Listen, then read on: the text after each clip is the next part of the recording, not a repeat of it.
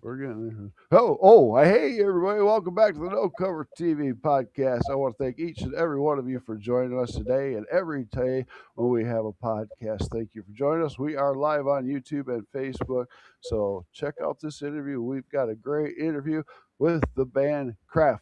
And we've got Isaac and Pat in the house, and the drummer didn't want to show up, and so we'll pick on him a little bit just for not showing up.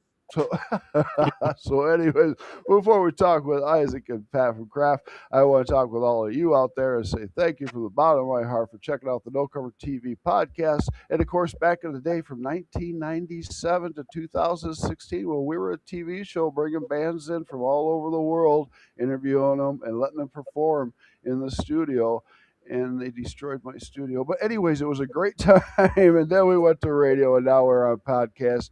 And you're not going to get rid of Big Al. This ugly mug's going to be in your face for a long, long time. So, anyways, it's about getting the music and the story out for these artists right here. Oh, did you know something new behind me? The No Cover TV sign logo has came in, and it is behind me. And all for you epileptic people. There you go. Hey. But anyways, that's the new No Cover TV sign logo in the back. There he goes. There Isaac's dropping. So I got all kinds of great effects, but we'll just leave it where it is because I might drop over it. We don't want to have that happen. So anyway, so I got some people out there I want to thank. I want to thank all of you indie artists and local artists for getting a hold of me through email or messenger. I got you on the list. I'm booking far out. I will get to you. And I want to thank some other people, PR agencies and labels that send me their artists too. Let's start with Sandra from De La Par Entertainment. Well, thank you, Sandra. Thank you from the bottom of my heart. I want to thank Andrea Hall Music Entertainment. I want to thank Oz from International Music Entertainment. I want to thank SBM Global, Kaipo Music, the Sound Lab, David Lannon that sends me the youngsters that are under 18, which is really cool to interview the kids because they really kick butt. Wow, they're amazing out there. So, and then I want to thank Curtain Call Records that bring me great artists like this artist right here today. So, we got a lot of great people out there that are bringing us artists. Thank you. Thank you. Keep sending them my way. We'll get them on the show. So, what I got to do next is catch my breath because I'm old. I got to say my three favorite words, people. You know what they are. Support, support, support. Support these artists. Go to the shows and pay a cover charge if there is one. Bring a duffel bag. Get right to that swag table. Buy it all. Get the CDs, the albums, the hoodies, the keychains, bumper stickers, coffee mugs, shot glasses. It goes on. I have seen some really extreme stuff that I probably can't mention right now. I won't do that, but buy it all. Get out to that floor then and enjoy the show with these artists. Have a great time. See if you can stick around afterwards and get it autographed. I still believe in autographs. Get that CD, your shirt, your poster autographed. Hang it up. Do whatever. But most of all, remember, these artists love doing what they're doing to put a smile on your face. Your smile kicks right back to them, puts a big old shitty grin or smile on their face, doesn't it, guys? Oh, yeah, it does. Look at there it is. So in the house today is Isaac and Pat from Krapf. How you doing, my friends? How we doing? Doing good. Good. Thank you for joining me today. It's a pleasure to have you on the show. We're going to have a lot of fun today. We're going to go all over the board, okay? Sounds good. Good, guys. So you're hailing from the Baltimore, Maryland area, right? Yes, sir. Baltimore, Maryland. Baltimore, Maryland. And you got snow over there, don't you? You We got to did. rub that in your face. That's I don't miss it. That's good. That's good. All right, Baltimore, Maryland, and the band Krapf here. You guys, I'm checking your music out. The videos. Wow, wow, wow! Intense, guys. I'm loving everything. This you really got. You kick ass, guys. Really, really. And we're going to talk about that in just a little bit here, but unbelievable. Appreciate it. Oh man! And Pat, you're the bass player, of course, and we'll have a chat with you. 'Cause I'll pick on you real good. So, anyways, so before we talk about music, I got to take both you on a little journey. I'm going to get in both your heads here a little bit, and sometimes it's scary in people's heads, but I'll manage. But I want to know a little bit about each of you, okay, before we get to where we're at today. And, who do I start with? Does anybody, any volunteers want to go first, or do I just pick somebody? No, All right, Isaac, I'm going to start with you. All right, Isaac. Okay, so Isaac, you're one hell of a guitar player. You're an amazing guitar player and singer. And so that tells me you started at a very young age.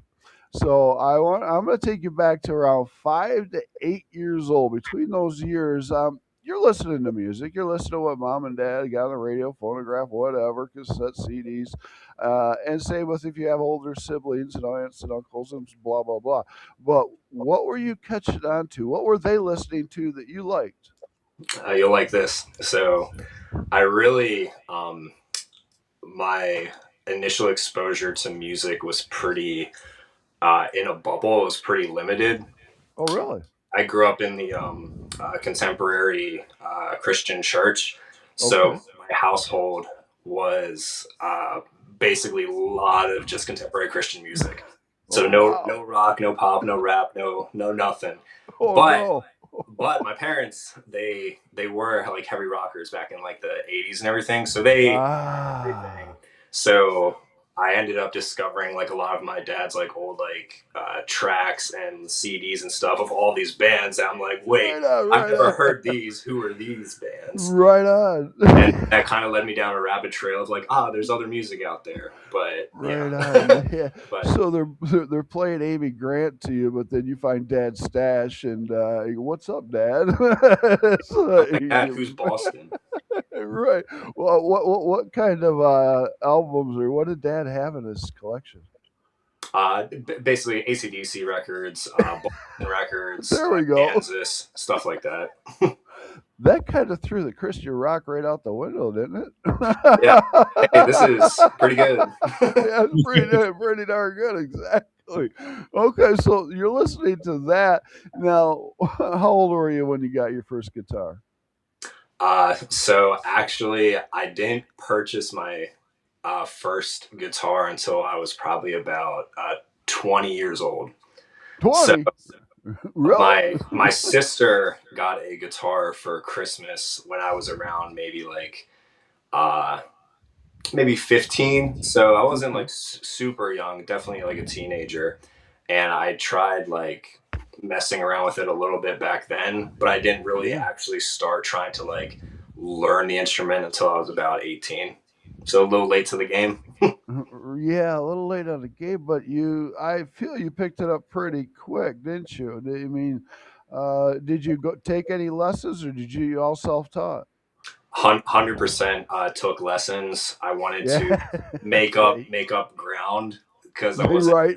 some of like the people that I met in the local music scene and whatnot, they were starting at the ages of like 8, 9, 10 years old, and I was like, man, I got catching up to do. So I uh, got I you. need somebody to like yell at me and get me on track. Discipline, right? Discipline. Yeah, right. I mean, I got my first guitar at 12, but I didn't figure it out till I was 18. I was just having too Yeah, much fun. I mean, yeah, I was a professional air guitar player. Don't get me wrong. I won every award on that one. nice. So, okay.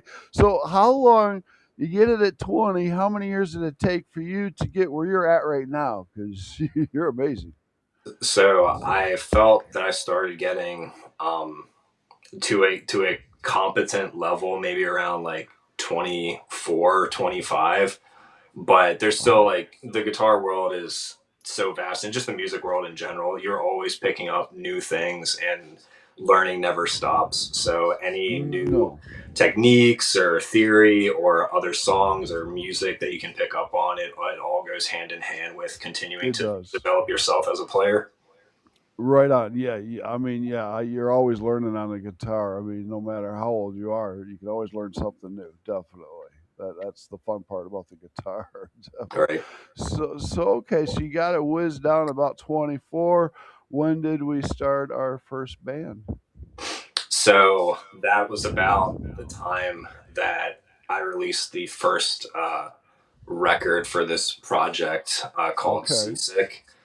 Um, Okay. it was back in 2020. And so that was when I was about 24. And that was, you can consider my first like original project. Okay. Okay. So that was 2020. Now, that's COVID. Was it a little hard to get things done around that time? Yeah, yeah. So nailed the release. 'Cause we couldn't uh obviously like do anything with it afterwards when it was with the live aspect. So it more so got me just back into writing right away There you and go. learning to develop more skills and just Definitely. building the band Nice. on social media. Right on. Well, good. Okay, good. Before we get any farther, now we're gonna jump to Pat. It's your turn. All right, my friend. All right. Well, let's go. Back young when you were young, about the same time, same age. What was mom and dad and your elder siblings listening to, if you got any? What'd you pick up on, Pat? Yeah, so I'm the oldest, but Oh, you're the oldest. yeah, yeah, Oh, trouble. um, yeah, yeah. But growing up, like my dad, he always listened to we have like a local rock station, so DC Sure. 101, 98 Rock. So listening to like the late '80s, like definitely '90s influenced rock. Um, Okay. and similar to you, I bought my first guitar, a six-string electric, at 13, and then didn't start playing bass until 18. So also like a little Oh, later in the game there. all right, because I can see your rack behind you there, and There you Some electric yeah, sticks and bass. I Yeah, see some there. And do you still have that first electric guitar? I do. Yeah. You So that, do, you do. All right, I yeah, do too. it was, I still have mine. it was a That's, brand called Crate. They're known for like electric amplifiers, but they yeah, have right. on guitars, and the thing weighs like 15 pounds. It is like so heavy. So, I had a guitar like that. It was called the Magnum Pro, and I mean, my shoulders just dropped every Yeah, time I put it on. I was like, "Oh, kidding me?" And this hasn't it worked. was just made way for bass. That's great. But I actually used crate amps back in the '80s. I liked the Blue Voodoo amp, and then I was a Kramer. I liked my Kramer guitars. I played the Kramers. Definitely. So that's Nice. what I did. Yeah. So I played from '85 to '97. So that was a lot of fun. A lot of good times back then. And some of them I don't remember, but we won't go into those stories. So, anyways, guys. All right. Okay. So you pick up the guitar first, but why did we go to a bass? So I was working with a guy. We were working at Pizza Hut at the time, and Okay. he was in the cover. He was in the cover band, and they kicked their bass player out of the band like a week before a gig. And he knew that I dabbled with guitar. I was like, "Hey, can you bail us out?" And yeah, that's when I started. I ended up joining that band for a few years, and then yeah, Okay. so That's great. So yeah. you're the bass player. You decided to pick it up. So now that makes me a little harder to pick on you because you're originally a guitar player, not you are a bass player, but a Well, guitar player too. a guitar player in like the very mildest sense, just Right. very self-taught. Yeah. So when I picked up the bass and joined a band, I mean, I would consider myself a bass player at this point for sure. Nice, Not a nice. guitar player who play bass.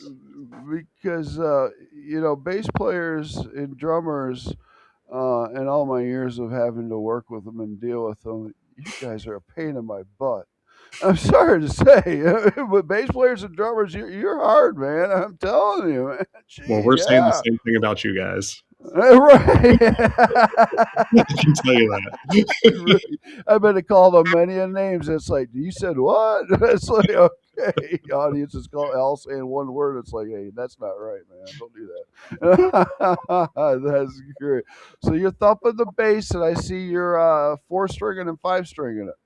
Yep. Yeah, I play the five string with Isaac in the craft project, and four Uh, string for like cover stuff. So yeah, right, we do and you're right, and there's three ways of playing the bass. You're picking, plucking, or slapping. What are we doing? A little of everything, or just one style? yeah.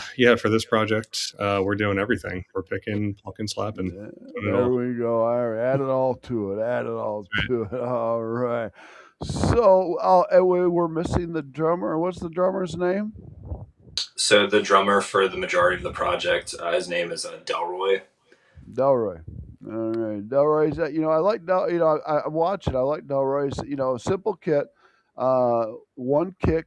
It doesn't sound like he's using a speed pedal at all. I love it, man. It's simple. My band was a three piece. You're a three piece. I mean, you don't need to have all this, that, and the other things to make yourself sounds good. I feel a tear down, simple, go at it sounds full and great, and that's what you're doing, man. You're tearing it up, definitely. Absolutely. Yeah, he's killer. Oh my God, you're all killer. My God. So um,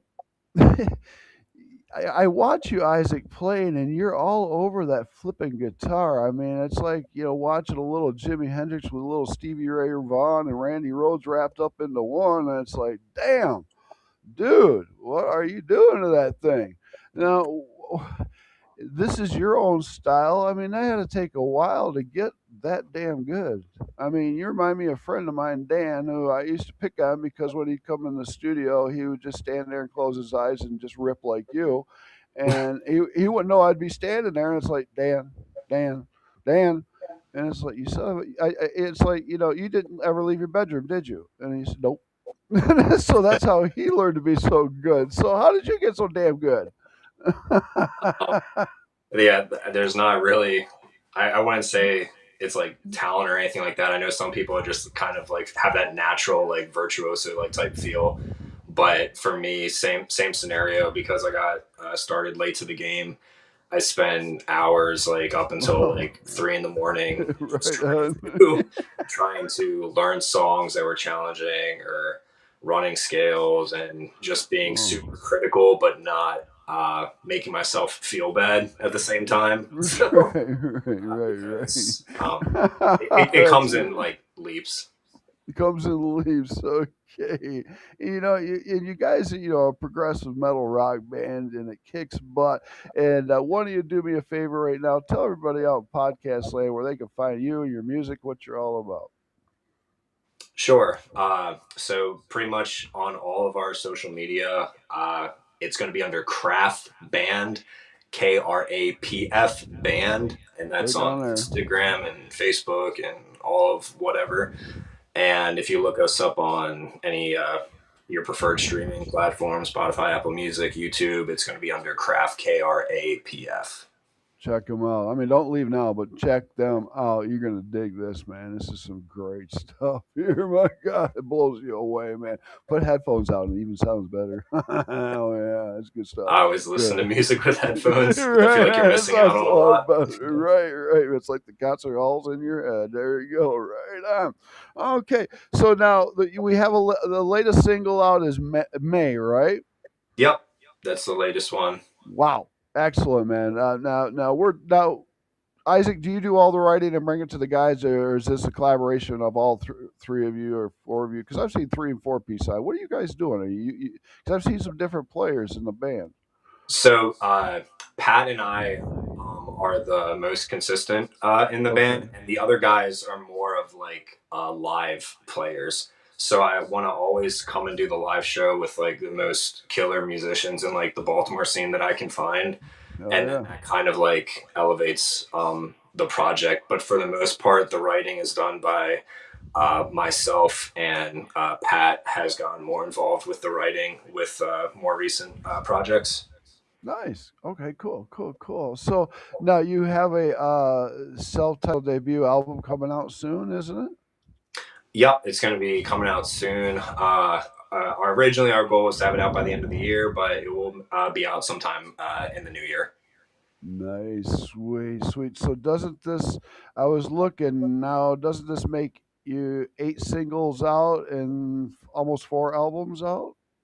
Yep, so this will be the fourth album, and the reason why this one is the self-titled one is because there's just a change in the sound. So a lot of the approach to the music is a little Sure. has been similar, but the Okay. sound has been really pushed with the drumming, the guitars, the vocals, and the bass. So really trying to be like, hey, like this is what it is going forward. Nice. Nice. Now, do you guys go to a studio, or does one of you have a home studio? How are you recording? Yep. So we typically always we track our own demos like in Okay. house to have like a pretty like um, like have a consensus on what the song is going to be and what it's going to sound like, Sure. and then we track Rough in track, studio. yeah. Rough, okay, nice, nice, nice. So you rough track it, then send it to the studio, let them finish it up. So we rough track with a demo, and then we go to the studio, and then we track it all over again with their Nice, nice. expertise. Now, I mean, you guys are youngsters, but I mean, I'm sure you guys like the digital age with everything, being able to go in the studio and digitize and add the different, sounds that you want and the depth you want on, bass or this or that.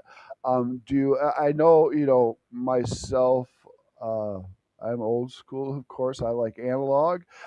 When you're in the studio, do you ever throw any digital analog mixes in? um, so it's a lot of it is digital.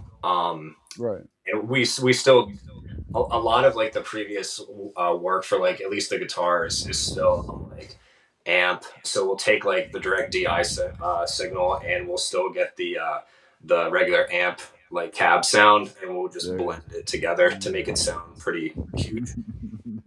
I miss the old days of them amps just a humming, and once in a while we get an AM radio station come through or whatever,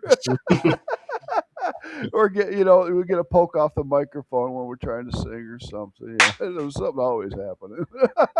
It was great stuff, man. I love the two amps. That was great time. So, okay, so you started just 4 years ago, right? So pretty much, and you're moving fast. I see that you're making a name for yourselves, and the fan base is building up pretty damn quick. What do you think of that?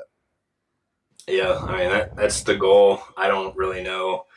I guess every band's experience is different. I when Sure, we started this, or when I started this, I didn't necessarily have like a timeline of like when things would happen, but sure. I definitely wanted to keep in mind like short term goals of like let's hit this milestone, let's hit that milestone, and then just kind of build traction so that when you do look back, you're not as discouraged about like Right on, the right. Yeah, progression. you don't try to conquer it all at once. The milestones. I like how you said that. That milestones is a great thing there. Now, are you guys out playing a lot? Uh, Um, so Pat can speak more on this if he wants to as well.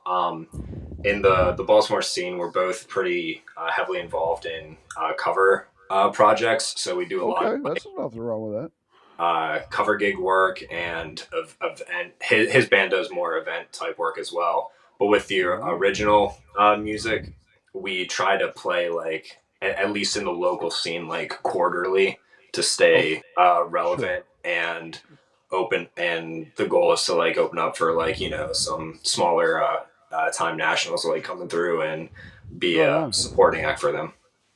Yeah, I can definitely see. I mean, you're already set to open up for the Nationals, so yeah, I can see that happening fast, real fast, real fast. Now, Baltimore is a big city. I mean, there's got to be quite a few outlets for. Is there a lot of outlets for original bands to get in and play and get their music out there, or no?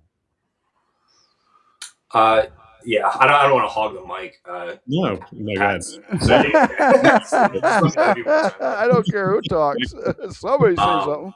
yeah, no, there's a pretty good local scene in Baltimore. There's a good hip hop rap scene. There's a metal scene, Yeah, like a pop punk scene, and like a small jazz scene. So there's a lot of different clubs that yeah. host those styles of music here. Okay. Well, I rarely ask this question, but let me just throw this one out there since we got a little bit of time. And things are different my day from today, but how's the pay? How is the door working? Are we collecting money at the door? Are we selling tickets? Are we getting a flat rate? Are we signing contracts? What goes on now? Yep. So we've had a few different experiences depending on the show or the gig. So when it comes to originals, I would say on the local scene and the local level, the majority of it is ticket sales, Ah, the ticket and sales. it's draw based. And so typically there'll be a promoter, and they'll take a percentage of the Of course. the tickets, and then you get a payout in that regard.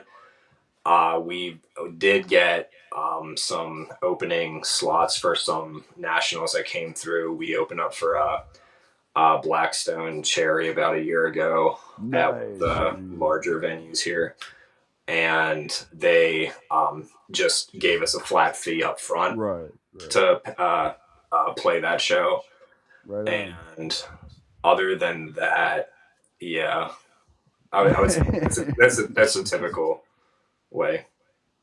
Yeah, back in my day, we really got screwed. I mean, it was terrible. I mean, that's why I got a big nose because we used to beat the hell out of everybody because give us our money.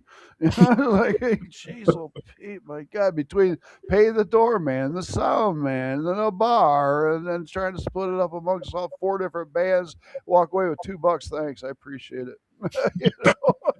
Oh, yeah, Yeah.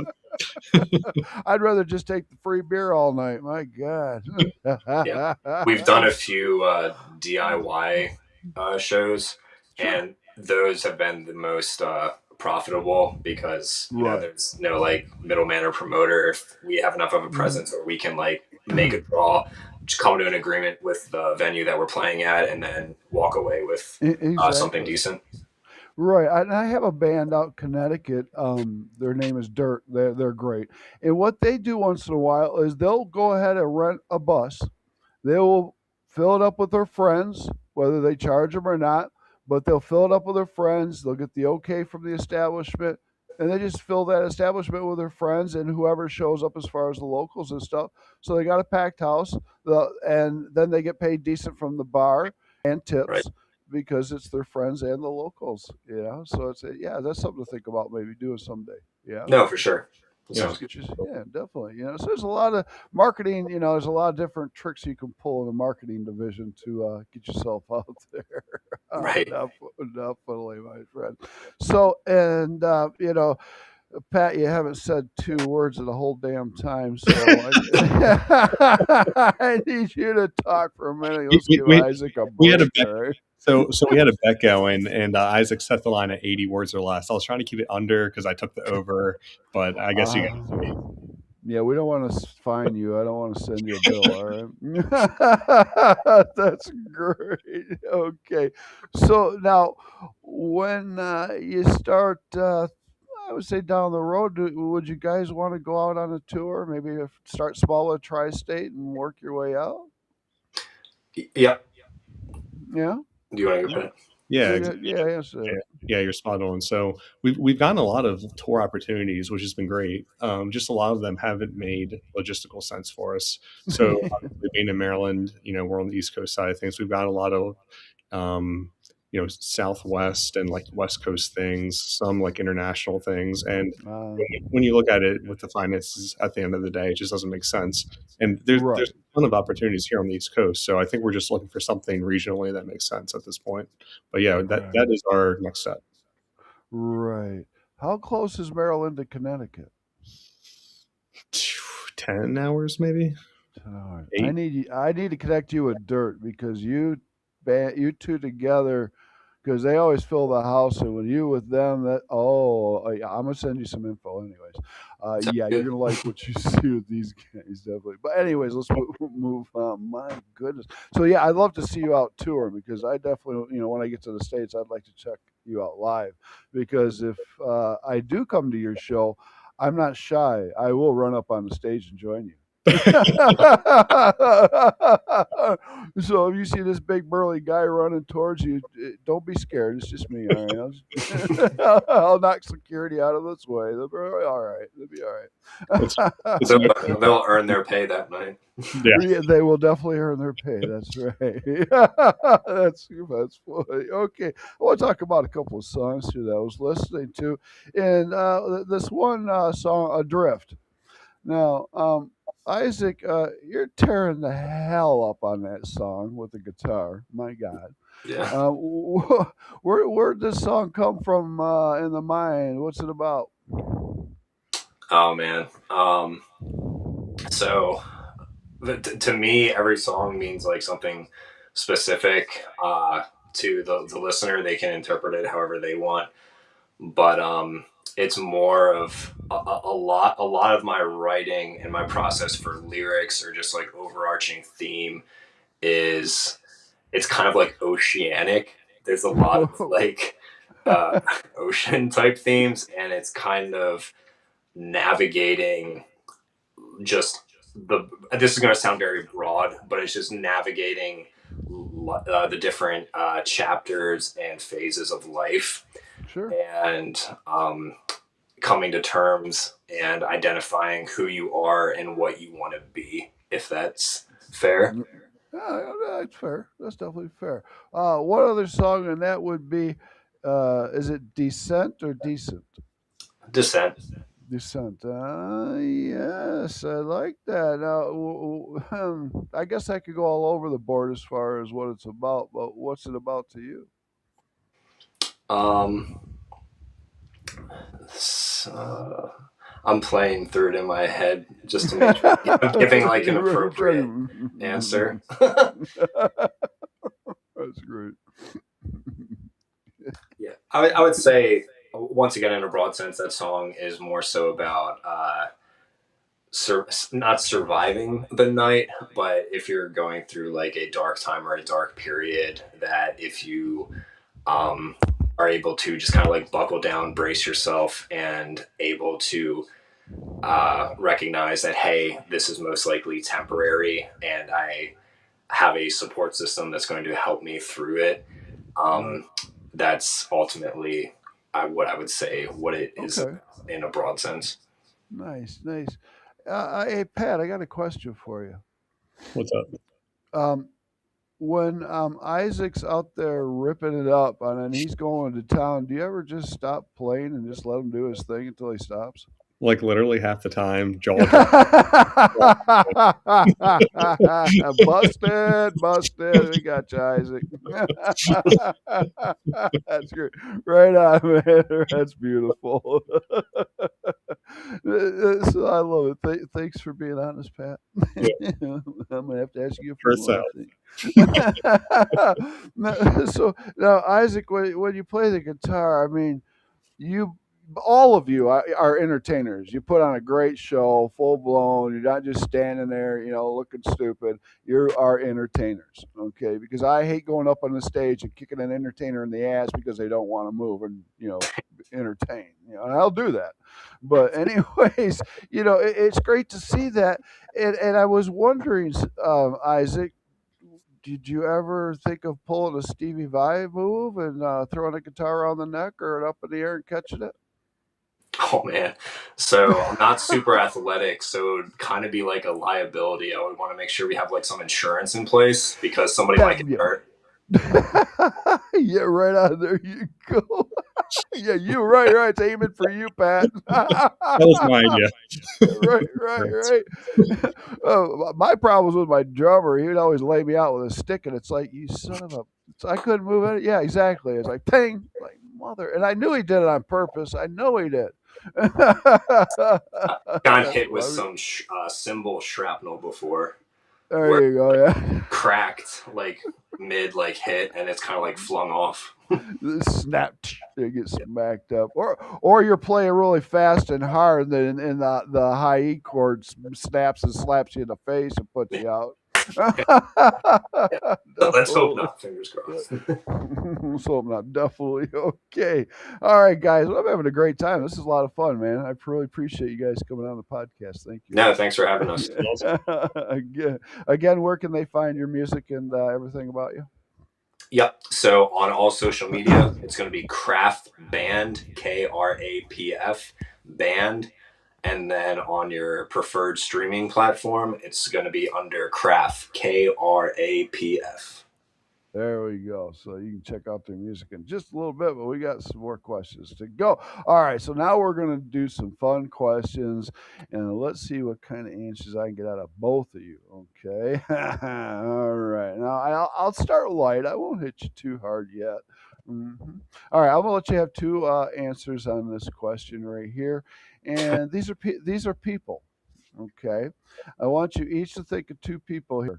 One is alive and one has passed away. from the bottom of your heart, since you were children, who would you like to step on stage and perform with? Both of you. And I don't care who tells me first. I can go first. I mean, alive. I would have to pick Flea from the Red Hot Chili Peppers. It's like There such a you go. Yeah. I mean, you know. Oh, yeah. Then dead. I would say maybe someone from like the Doors, like just someone from that era. You know, just like what was going on there. Yeah, right. I kind of remember a little Yeah, right. bit. Definitely. How about you, Isaac? Um, I would probably say Alive. Uh, there's a band out there called Zealand Ardor that I'm a kind of a super fan of right now, and the All singer right. songwriter for that project is called Manuel. They're based out of Switzerland, but Mm. I think he's one of the best songwriters and just overall musicians in the game right now. And so just kind of just being Nice. involved with that, or just being around it would be cool. Deceased, I don't know, I'm kind of like all over the place with that. Something like really like old school would be pretty neat, like like a artist from like the 20s. I'm thinking of that one guitarist, Django Reinhardt, who was Oh, the yeah. gypsy jazz guy with the two fingers. Yes. So just Mhm. being around that time, because it was so just like culturally different, would just be a cool perspective. That's in all my years of doing this, that's a great answer. I mean, to go that far back and to hang around those people that really founded the music scene in the per se, and their style is amazing. Wow, that's a Yeah. great answer, Isaac. I liked it a lot. Liked it a lot. All right, let's go on to the next question here. Let's make it easy still. All right, two questions here. We're gonna think around the world, guys. All right, you're thinking around the world. Two stages anywhere in the world you two want to step on and perform. I can go first. Okay. I'm gonna pick Australia and Japan. Just two kind of places I've always wanted to go to. I Bit mean, of live at Budokan. I would probably say the Royal Albert Hall in London, Oh yeah, UK, yeah. just because I've seen Oh videos yeah. or just like live recordings of a lot of my favorite bands there, and it just looks It's cool. awesome. It is. Oh, man, and I could also see you going over to Europe and playing whacking. Why not?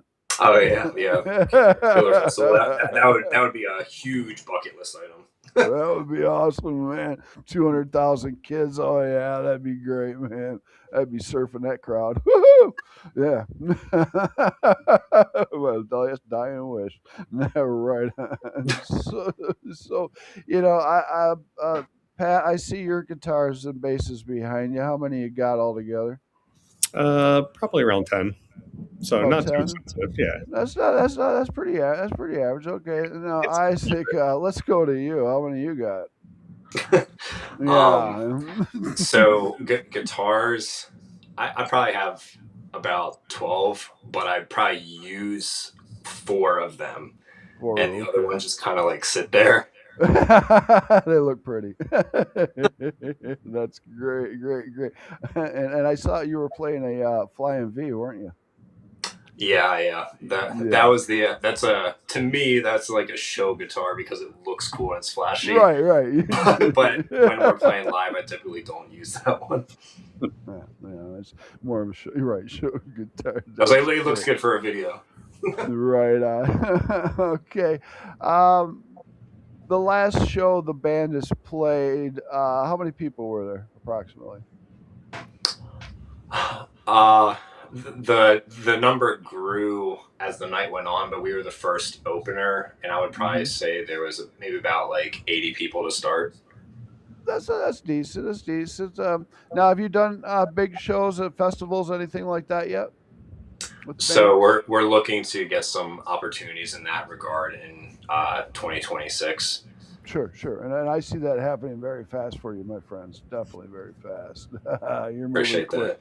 Yeah. moving quick, and because there's a difference between being on that huge stage and being able to go all over the place, than the smaller venue where the people are right on top of you and helping you sing and play your instruments too. Sometimes it can get 100 kind of 100%. wild.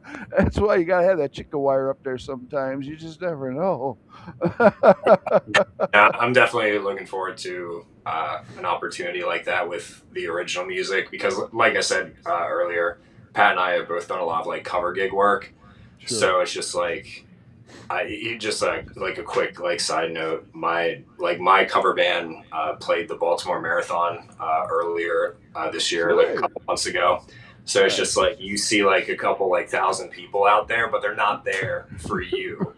So you're just kind of like color to it. So I was just like, man, it would be really sweet if I was playing the Right. Krapf stuff right now. That's great. That's great. Well, you both have been playing on and off most of your lives, whether together or not. But I want to put you in this scenario here, and this is with this band here. You guys about ready to get on stage. Let's go to that 80 people, but let's make that 80 people 800 people. So you get up on that stage, all right, and first chord is struck. The drums start banging, and then there goes Pat with the bass slapping the hell out of it. And you guys are rocking, man, and you're starting to sing Isaac, and the people are turning around going, "What the heck?" And they're hitting the stage, and they're just pumping. They might be giving the horns and all that good stuff and rocking on. And hell, you don't know, they might even sing your songs back to you guys. If you see this, and when you do see this, because you have seen it, how does it make you feel in your heart, guys? I mean, it's unreal, obviously, right? Yeah, I mean, right, right. when anyone first starts a band, they're like, "Yeah, let's do this." That's what they're looking for. Right. So, Ain't for the yeah, money. I mean, even with 80 people, it's amazing. So 100, yeah. That's great. It is an amazing feeling, definitely. Isaac? Right. Yeah. I wouldn't say like a goal of mine was to go out and be like just basking in like stage glory or whatever. But it definitely would be a very like real and just kind of like heartwarming feeling to see that people are resonating with music that means so Yeah. much to me. It is, and it's a feeling you'll never forget. You'll remember every incident that happens. I've never forgotten any of mine, and it's a cool thing. It really is that you could touch somebody else's heart with your music and your words, and it means something totally different to them, which is cool. Sometimes, and everybody picks it up their own way. It's really special. It's really cool. Now, I'm going to ask this question right here, and I think I'm going to ask Pat first. Cool. Okay, this is where we get honest. Nobody's watching. Okay, we're just us guys. Okay, be honest here, Pat. Is there any embarrassing moments on stage we'd like to throw out there and talk about? Uh, I mean, the short answer is yes. The long answer is which one should I pick from? I mean, It's your show, man. yeah. I'll give you one quick one. Had a few drinks, a couple hours into a 4 hour set I was supposed to do. The third set's coming up, our final set.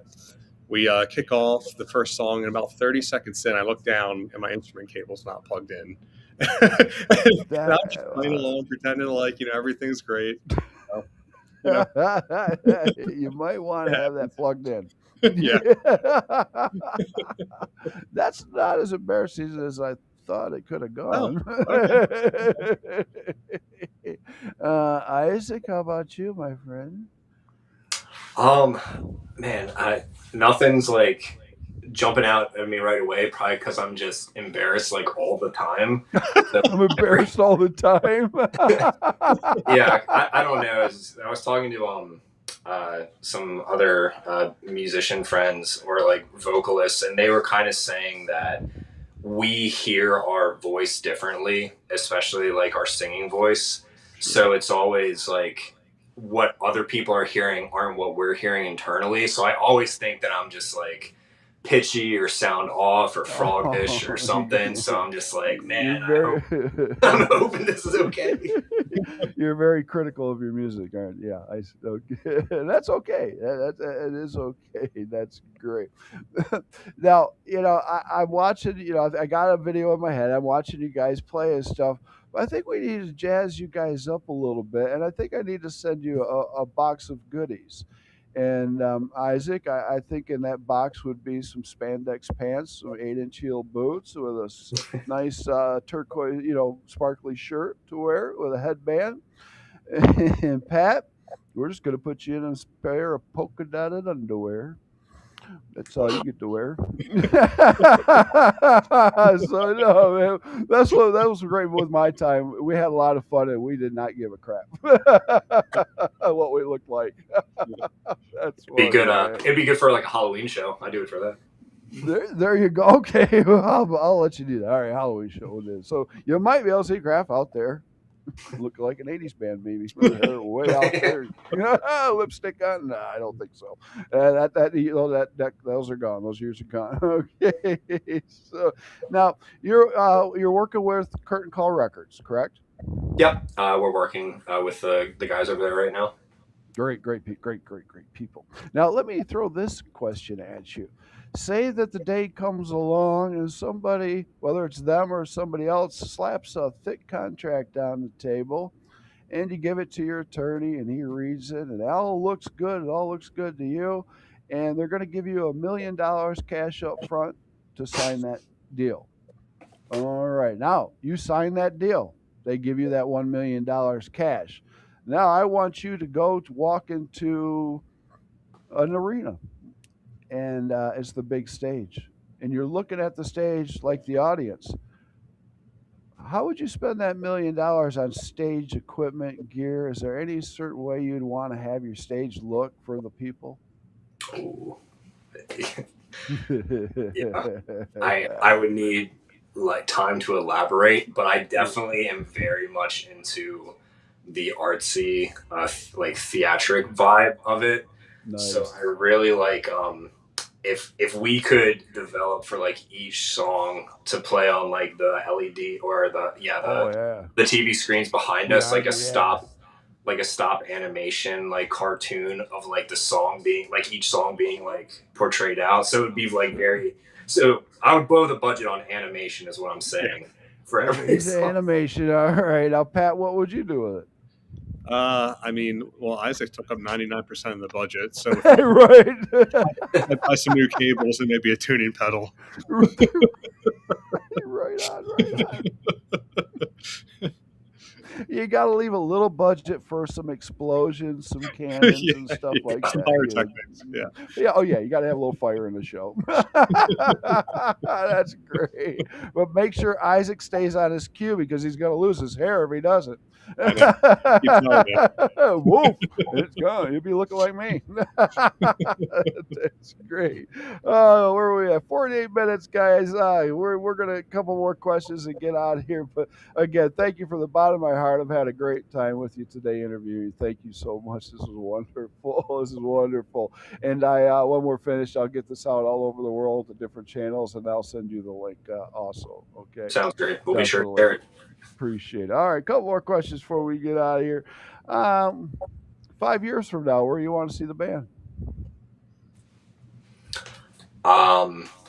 For me, it's a win if it can be financially stable enough to where I don't need other avenues of revenue. That's Right where on. I would want to see it. Not rich, but stable. He lies. He wants to be rich. Pat. Yeah, same. I mean, I think Isaac and I are both realists. You know, I think Right. having it financially stable, like you said, is a good point to shoot for, and I think Definitely. this is just icing on the cake. All right, good. Our last question here. This question here is for the youngsters out there that are under 18 that want to do what we do. Do you have any advice for them that want to do what we do? Want to be? Yeah. Go ahead. Sorry. You go ahead or Pat go. Okay. Tell me. I would just stay committed to it. Don't beat yourself up. You're going to have wins, but you're also going to have down days where you're not going to feel good about what's going on. But just understand that it's a process, and the highs are high. So just remember like those times and use it as inspiration to Most keep definitely. chugging along. Oh yeah. How about you, Pat? I would say be ready for the opportunity that comes. Just don't wait until something comes and try to get ready quick. Be ready for when it happens. Exactly. Yes, be ready for it. And a couple other things is believe in yourself and remember dreams do come true. They're making their dreams come true. I made mine come true. You can make yours come true. Believe in yourself and don't listen to all these people behind you saying, no, no, you can't do it, blah, blah, blah, blah. Just do your thing, man. That's all that's about, man. Just do your thing. So, everybody out in the Bow Cover TV podcast land, I want to thank you for tuning into today's show with Krapf, with Isaac and Pat. I appreciate it, brothers, from the bottom of my heart for coming on. I would like to have you back in about a year. I want to see what's going on with the band and you guys and everything, and see if Isaac still has his hair. This is right on, right? So good deal, guys. All right, I'm gonna get this shared out of here, and let's do something fun. Let's flip everybody out. All right, guys, let's tell everybody peace. We're out of here. See ya. We're out of here.